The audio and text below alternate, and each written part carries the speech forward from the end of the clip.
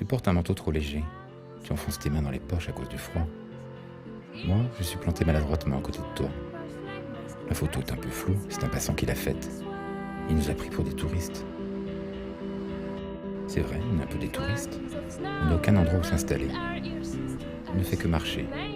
Au départ, il y a vraiment le désir de reparler d'une époque qui m'a énormément marqué, non seulement parce que c'était mes 20 ans, ce qui sont toujours des années assez merveilleuses, enfin, je pense pour beaucoup de gens, mais en plus qui se sont déroulées dans une décennie dans laquelle j'avais beaucoup d'enthousiasme, d'appétit un petit peu pour tout ce qui se passait, la décennie des années 70, qui, je pense, était assez favorable aux jeunes gens de 20 ans. À l'époque, j'ai beaucoup circulé dans Paris, j'ai déménagé souvent, donc j'ai un peu parcouru en une dizaine d'années tous les quartiers de Paris. Et je me suis dit, finalement, je vais revisiter cette période en revisitant Paris, en retournant sur tous les lieux où j'ai vécu et en essayant de leur faire dire le passé, mais en les filmant aujourd'hui. C'est-à-dire, il n'y a pas la reconstitution, ce n'est pas des archives, c'est le Paris d'aujourd'hui, mais qui est refilmé de telle manière qu'on puisse se ressouvenir des choses.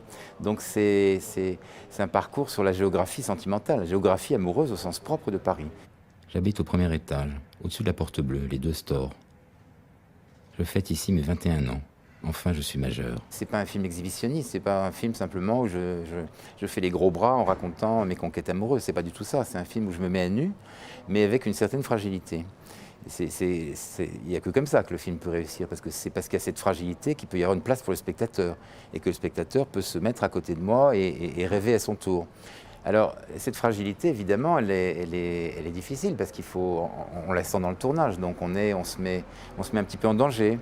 Donc, c'est une raison pour laquelle j'ai tourné effectivement tout seul à la caméra et au son, ce qui m'était donc jamais arrivé, pour le faire selon mon propre rythme, selon mon mode, et pour que ça corresponde à ma propre sensibilité. Je filme avec ma petite caméra 8 mm. Tout m'intéresse, les paysages, les villes, la nouveauté. J'ai 20 ans.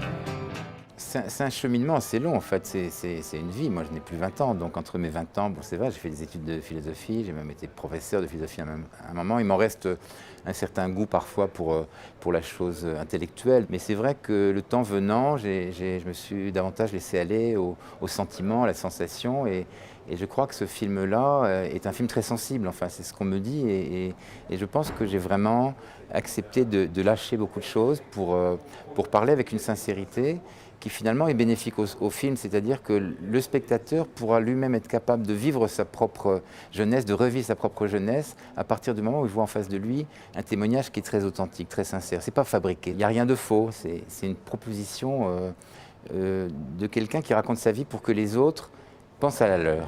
C'est une espèce d'échange comme ça que je propose.